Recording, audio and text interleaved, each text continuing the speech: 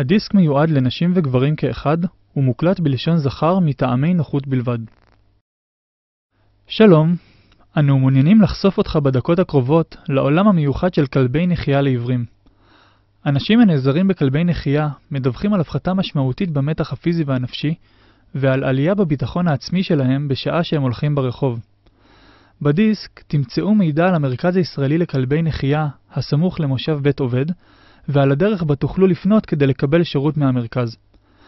בנוסף, מצורף לדיסק סרטון הסברה אודות המרכז שעשוי לעניין אתכם ולאפשר לכם לשתף גם חברים ובני משפחה באפשרות להכניס כלב נחייה לחייכם.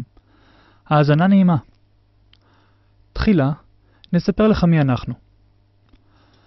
מרכז ישראלי לכלבי נחייה לעיוורים הינו מוסד ללא כוונות רווח, אשר מטרתו להעניק לאדם לקוי הראייה ניידות בטוחה, נוחה ועצמאית בעזרת כלב נחייה. מאז היווסדו, שם לו המרכז למטרה לגדל ולהכשיר כלבי נחייה, להדריך את האדם לתפקוד מרבי עם כלבו, ולהעניק שירותי תמיכה ומעקב במהלך שנות שירותו של הכלב. המרכז הוקם בשנת 1991, וכיום מונה צוות של למעלה מ-20 איש. אנו חברים בפדרציה בינלאומית המאגדת כ-80 בתי ספר לכלבי נחייה מ-26 מדינות ברחבי העולם. הפדרציה מחייבת עמידה בסטנדרטים גבוהים של איכות ושירות. כמו כן, אנו גוף מורשה מטעם השירות לעיוור, והענקנו עד היום מאות כלבי נחייה. כלב הנחייה ניתן לאדם העיוור ללא תשלום. פעילות המרכז כולה נתמכת על ידי משפחה רחבה של תורמים ומתנדבים מהארץ ומחול, אשר מאמינים במטרות המרכז. כלבי המרכז גדלים אצל משפחות אומנות עד הגיעם לבגרות. בגיל שנה הם חוזרים למרכז לתקופת אימון, במהלכה לומד הכלב משמעת בסיסית, הליכה רצופה ונינוחה תוך מעקף מכשולים ועצירה בשפות מדרכה, עבודה בתוך קהל ומציאת יעדים, וכל זאת תוך התעלמות מגירויים שונים בסביבה ותוך הפעלת שיקול דעת ויוזמה. בסיום שלב זה, כאשר הכלב מסוגל להנחות מאמן בכיסוי עיניים בבטחה וביעילות במסלולים שונים ולהתנהג בצורה נאותה במגוון מצבים חברתיים, הוא מוצמד לאדם אותו הוא משרת. ההצמדה נעשית לאחר ביצוע תהליך התאמה מקצועי של צוות המרכז, הלוקח בחשבון מאפיינים וצרכים רבים של הלקוח וכלבו. כאן המקום לציין שכלב נחייה יכול לסייע גם לאנשים שקיים אצלם שריד ראייה, ושרוצים ניידות יעילה יותר, אך מתפקידנו לוודא שעבודת הכלב אכן תסייע להם מבלי לפגוע בתפקוד הכלב.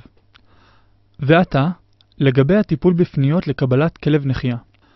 לאחר שיחה טלפונית ראשונית, יחליט המדריך באם לשלוח טפסי פנייה רשמית. מטרת מילוי הטפסים נועד לאפשר קבלת תמונה ראשונית של צרכיך, מתוכם נוכל להסיק את מידת התאמת כלב נחייה עבורך.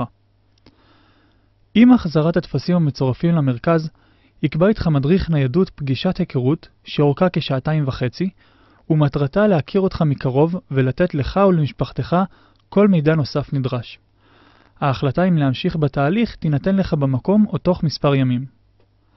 במקרים מסוימים, קיימת אפשרות להגיע למרכז שלנו למספר ימי התנסות, שמטרתם לתת טעימה על קצה המזלג בנושא השימוש בכלב נחייה. בסיומם, נגיע להחלטה משותפת סופית לגבי התאמתו של כלב נחייה עבורך. בשלב זה, יצורף שמך לרשימת המועמדים לכלב נחייה, ואנו נאתר עבורך כלב נחייה בהקדם האפשרי. וכשימצא הכלב המתאים, תוזמן לקורס הכשרה שאורכו כחודש, מתוכו כ2.5 בתנאי פנימייה והשאר באזור מגוריך. בקביעת מתכונת הקורס נתחשב גם בצרכים האישיים שלך. מבנה המרכז מותאם למרב הנוחות והפרטיות בעת השהות בו, כאשר לכל מודרך חדר מגורים הכולל מקלחת עם שירותים צמודים. ישנו צוות שדואג לכל נושא הניקיון, לכביסה, לארוחות ולתמיכה בטיפולים רפואיים במידת הצורך. כמו כן, איש צוות מתגורר במקום, ובכל חדר קיים לחצן מצוקה. אנו שומרים על כשרות בחדר האוכל וניתן לדאוג להתאמת תזונה על פי צרכיך. לשעות הפנאי, יש מועדון עם מגוון משחקים, מחשב עם תוכנה מדברת וצג ברייל, מתנדבים שנותנים הרצאות והפעלות בתחומים שונים, וכן ניתן פשוט לשבת בגינה וליהנות מהאוויר הצח. ניתן לקבל מבקרים על פי תיאום מראש עם המדריך האישי. במהלך הקורס לומד האדם תקשורת, טיפול ועבודה נכונה עם כלבו, ומסתגל לעבודה עצמאית איתו. בתקופה המוקדשת לעבודה באזור המגורים, מושם דגש של הסתגלות הכלב לתנאי הבית, להיכרות עם מסלולי ההליכה של האדם ולהמשך קידום הקשר ביניהם. בסיום ההכשרה, ממשיך הקשר בין המרכז לבוגר על ידי מתן שירות תמיכה וייעוץ ודאגה לרווחת הכלב ולטיפול בו באופן שוטף.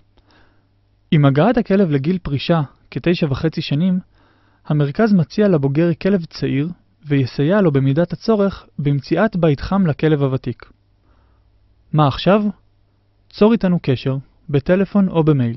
במידה והטפסים כבר נשלחו אליך, נדאג למילוים ולהחזרתם למרכז בהקדם האפשרי. אל הטפסים מצורפת מעטפה מבוילת. אנו מצפים להכירך ומאחלים לך הצלחה בהמשך הדרך. דרכים ליצירת קשר, בדואר אלקטרוני info@igdcb.org או בטלפון 08-940-8213.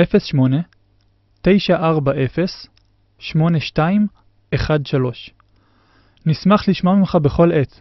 בברכה, צוות המרכז הישראלי לכלבי נחייה לעיוורים, בית עובד.